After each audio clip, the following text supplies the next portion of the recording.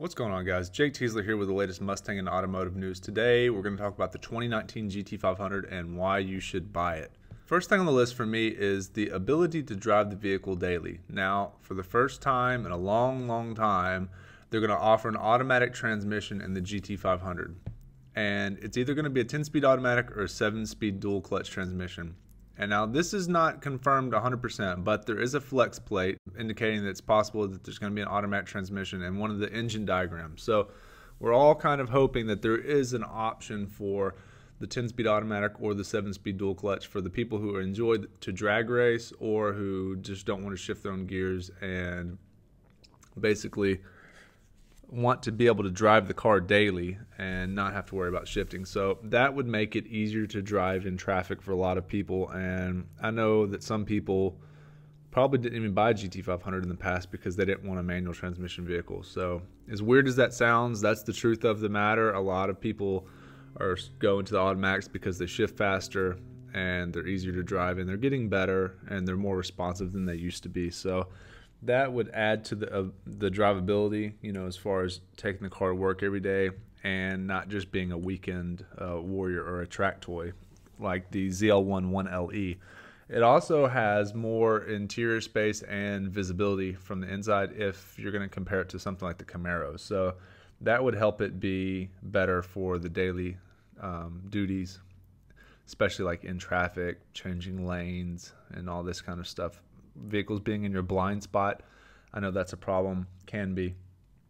ZL1 1LE also has an extremely stiff suspension, and since the Mustang GT is more of a GT car, it's not going to have extremely stiff suspension. Typically the GT500s, the Mustang GTs, all the vehicles in the Mustang lineup are typically just a hair softer and not quite as track oriented because it is a GT, and that's the way Ford sets them up, because they sell a ton of these vehicles and they know what they're doing. And I think that they, you know, prefer to sell vehicles over track toys. So, you know, things that you can use for multi-purpose. So that's what I'm getting at.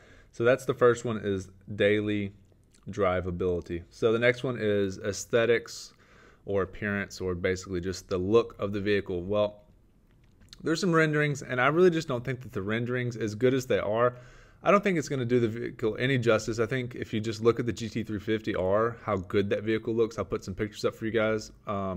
Man, that is just such a good-looking car, and I don't see the vehicle getting uglier by any means. So it's going to be looking good.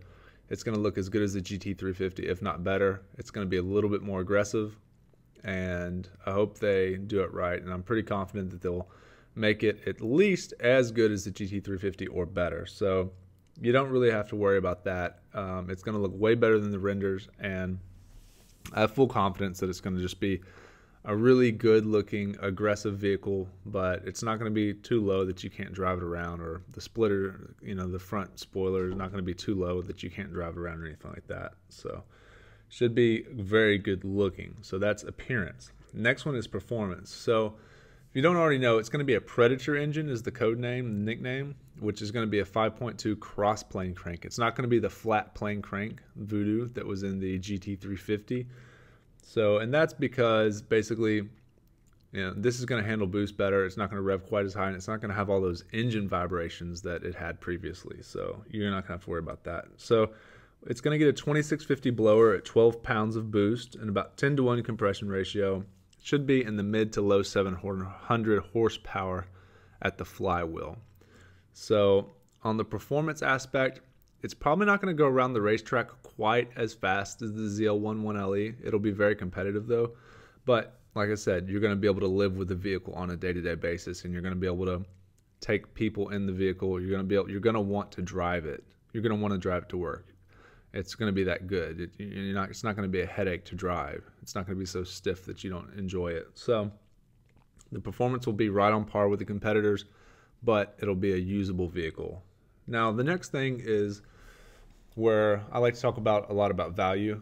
And also, you know, from a collector's perspective, like, is this vehicle going to hold its value? How much is the markup going to be and stuff like that? Well, you know, you can buy a new Mustang GT fully loaded with the MagneRide suspension and adjustable exhaust, digital dash, and all this stuff, and you can spend about $50,000 on that.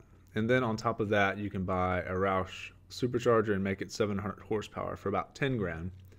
So then you're in the hole about that $60,000. And you know, I'm not sure what the GT500 is going to be, but I'm assuming between 65 and 75, and then there's going to be a markup on the vehicle from the dealers. Who knows how much the markup's going to be? In Southern California, there's so much money here, and there's so many people that just want to, you know, that have the money to buy this vehicle.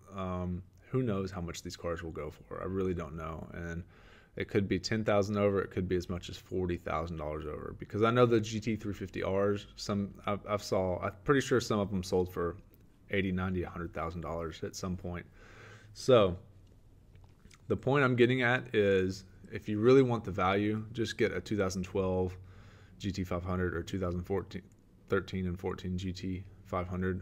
That's where the value is. You can get those for low 30s to 40s right now, $40,000 to $30,000 for the older GT. Not even old; they're just a few years old for the GT500. But if you take a new Mustang and put a supercharger on it, you're in the whole $60,000. Now, if you buy a new GT500, let's just say you get it for $80,000. You should still be able to turn around and sell the GT500 for $80,000. But if you put a lot of money into your Mustang GT, you're never going to get that money back. You're going to get a very small fraction of the money you invest into that vehicle back. So in the long run, it's probably better to just put the money up front, buy the more expensive vehicle, and have the vehicle that has the more prestige to it, because people are going to be willing to pay for that, and it's going to hold its value a little bit more. So those are the 4 things that I came up with for what are going to make the 2019 GT500 a little bit different than previously, a little bit special, why it's going to be such a good vehicle, why it's going to be such a good performer, and the fact that it'll hold its value is going to be another great reason to make this purchase over, let's say, a 2018 and just putting a supercharger on it, to a tune, to a pulley change, to headers. So you should be able to pick up, by switching it to E85, 100 wheel horsepower, and then if you up the boost, another 50 horsepower. So you should be able to get over 150 wheel horsepower just by doing bolt-ons to this vehicle. So if it's 700 crank, it should be able to go to 850, 900 crank horsepower with just bolt-ons. So we're talking 700-800 horsepower to the wheels, 750 to the wheels probably. So pretty easily.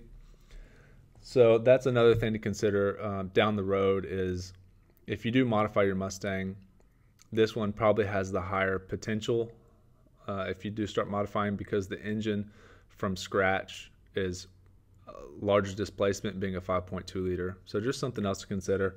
So those are my 4 things: the daily driver ability, the appearance, the performance, and the value, and then the ability to modify and the higher potential for racetrack, drag racing, and then just making high horsepower on the dyno. So those are my reasons. If you're new to the channel, hit the subscribe button, and thanks for watching. Adios.